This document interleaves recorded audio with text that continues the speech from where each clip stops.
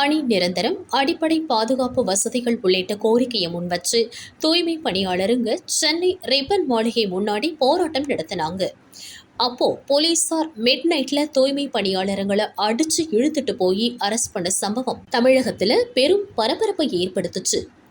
இந்நிலையில சென்னை சிந்தாதிரிப்பேட்டை பகுதியில் இருக்கிற மேதின பூங்காவில் தூய்மை பணியாளர்கள் இன்னைக்கு மறுபடியும் போராட்டத்தில் ஈடுபடுறாங்க. தங்களோட கோரிக்கையை தமிழக அரசு நிறைவேற்றுற வரைக்கும் போராட்டம் தொடரும்னு தூய்மை பணியாளருங்க உறுதியாகியிருக்காங்க. திராவிட மாடல் அரசு இவங்க கோரிக்கையை ஏற்குமான்னு பொறுத்திருந்து பார்ப்போம்.